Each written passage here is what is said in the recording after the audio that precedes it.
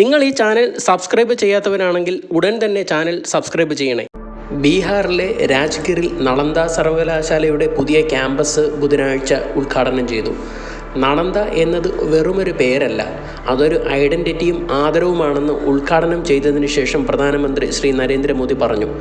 പുരാതന ഇന്ത്യയിലെ ഒരു സർവകലാശാലയായിരുന്ന നളന്ദ ലോകത്തെ ആദ്യ അന്താരാഷ്ട്ര റെസിഡൻഷ്യൽ സർവകലാശാലയായി കണക്കാക്കുന്നു. ബുദ്ധമത വൈജ്ഞാനിക കേന്ദ്രമായിരുന്ന നളന്ദ ബീഹാറിൻ്റെ തലസ്ഥാനമായ പാട്നയ്ക്ക് 55 മൈൽ തെക്ക് കിഴക്കായാണ് സ്ഥിതി ചെയ്യുന്നത്. 5-ാം നൂറ്റാണ്ടിൽ ഗുപ്ത സാമ്രാജ്യത്തിന് കീഴിൽ നളന്ദ സർവകലാശാല ജന്മമെടുത്തത്. ഗുപ്ത സാമ്രാജ്യത്തിലെ നരസിംഹഗുപ്തനാണ് ഇത് പണി കഴിപ്പിച്ചത്. ലോകമെമ്പാടുമുള്ള 2000-ഓളം അധ്യാപകരും 10,000-ഓളം വിദ്യാർത്ഥികളും അവിടെ ഉണ്ടായിരുന്നു. അവിടെ തന്നെ താമസിച്ചായിരുന്നു അവർ പഠിച്ചിരുന്നത്. 800 വർഷത്തോളം നളന്ദ പ്രവർത്തിച്ചു. മനുഷ്യ ചരിത്രത്തിലെ ആദ്യത്തെ രാജ്യാന്തര ഗുരുകുല വിദ്യാഭ്യാസ സർവകലാശാലയായിരുന്നു നളന്ദ. 8 നൂറ്റാണ്ടുകളോളം തലയുയർത്തി ലോകത്തിന് വിദ്യാഭ്യാസം നൽകിയ 9 നിലകളിലായി ആയിരക്കണക്കിന് പുസ്തകങ്ങളുള്ള 100 പ്രഭാഷണശാലകളുണ്ടായിരുന്നു നളന്ദയ്ക്ക്. 1193-ൽ 3-ാം തവണ ഖിൽജിയുടെ ആക്രമണത്തിലാണ് ആ അറിവിൻ്റെ സർവകലാശാല പൂർണ്ണമായും തകർന്നു നശിച്ചു പോയത്.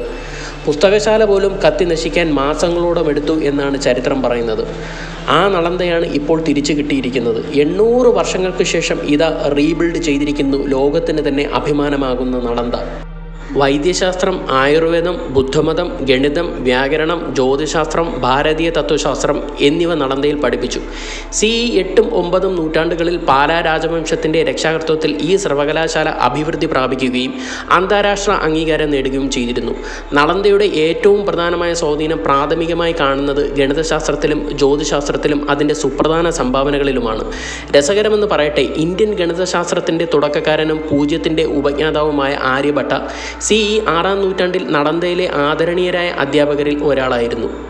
ഇന്നത്തെ മുൻനിര കോളേജുകളായ IIT, IIM സ്ഥാപനങ്ങൾ പോലെ കഠിനമായിരുന്നു സർവകലാശാലയിലേക്കുള്ള പ്രവേശനം. വിദ്യാർത്ഥികൾക്ക് കർശനമായ അഭിമുഖങ്ങൾ നേരിടേണ്ടി വന്നിരുന്നു.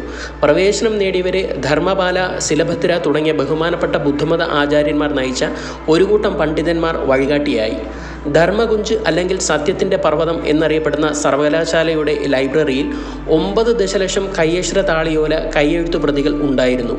ഇത് ബുദ്ധമത വിജ്ഞാനത്തിൻ്റെ ലോകത്തിലെ ഏറ്റവും സമ്പന്നമായ ശേഖരമായി മാറി.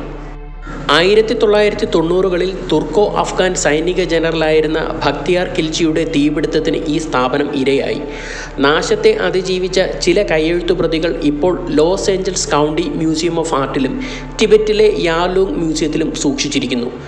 2006-ൽ മുൻ രാഷ്ട്രപതി ഡോക്ടർ APJ അബ്ദുൽ കലാമാണ് നളന്ദ സർവകലാശാല പുനഃസ്ഥാപിക്കാനുള്ള ആശയം മുന്നോട്ട് വച്ചത്.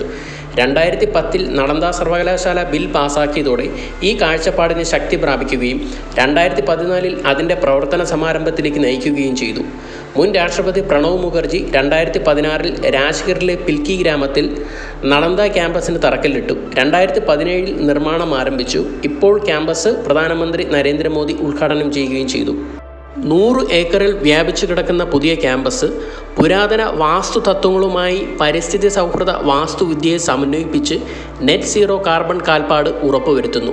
ഏകദേശം 1900 വിദ്യാർത്ഥികൾക്ക് 40 ക്ലാസ് മുറികളുള്ള 2 ബ്ലോക്കുകൾ, 300-ലധികം പേർക്ക് ഇരിക്കാവുന്ന 2 ഓഡിറ്റോറിയങ്ങൾ, ഫാക്കൽറ്റികൾക്കായി 197 അക്കാദമിക് ഹൗസിംഗ് യൂണിറ്റുകൾക്കൊപ്പം 550 വിദ്യാർത്ഥികൾക്കുള്ള ഹോസ്റ്റലുകളും, സ്പോർട്സ് കോംപ്ലക്സ്, മെഡിക്കൽ സെൻറ്റർ, വാണിജ്യ കേന്ദ്രം, ഫാക്കൽറ്റി ക്ലബ്ബ് തുടങ്ങിയ സൗകര്യങ്ങൾ, 3 ലക്ഷം പുസ്തകങ്ങളും 3000 ഉപഭോക്താക്കളും ഉൾക്കൊള്ളുന്ന ഒരു ലൈബ്രറി സെപ്റ്റംബറോടെ പൂർത്തിയാക്കാനും പദ്ധതിയിട്ടിട്ടുണ്ട്. ബുദ്ധമത പഠനം, ചരിത്ര പഠനം, പരിസ്ഥിതി ശാസ്ത്രം, സുസ്ഥിര വികസനം, ഭാഷകൾ, സാഹിത്യം, അന്തർദേശീയ ബന്ധങ്ങൾ എന്നിവ ഉൾക്കൊള്ളുന്ന 6 സ്കൂളുകൾ നിലവിൽ യൂണിവേഴ്സിറ്റിയിൽ പ്രവർത്തിക്കുന്നു. കൂടാതെ ബംഗാൾ ഉൾക്കടൽ പഠനങ്ങൾ, ഇൻഡോ പേർഷ്യൻ പഠനങ്ങൾ, കോൺഫ്ലിക്റ്റ് റെസൊല്യൂഷൻ, ഒരു പൊതു ആർക്കൈവൽ റിസോഴ്സ് സെൻറ്റർ എന്നിവയിൽ സ്പെഷ്യലൈസ് ചെയ്ത 4 കേന്ദ്രങ്ങളും ഇത് വേദിയാകുന്നു. നളന്ദ യൂണിവേഴ്സിറ്റി ബിരുദാനന്തര ബിരുദ, ഡോക്ടറൽ ഗവേഷണ കോഴ്സുകൾ, ഹ്രസ്വകാല സർട്ടിഫിക്കറ്റ് കോഴ്സുകൾ, അന്താരാഷ്ട്ര വിദ്യാർത്ഥികൾക്കുള്ള സ്കോളർഷിപ്പുകൾ എന്നിവയുൾപ്പെടെ നിരവധി പ്രോഗ്രാമുകൾ വാഗ്ദാനം ചെയ്യുന്നു. ഇത് ആഗോള അക്കാദമിക് മികവിനോടുള്ള ചുമതല ഏറ്റെടുക്കലിനെ പ്രതിഫലിപ്പിക്കുന്നു.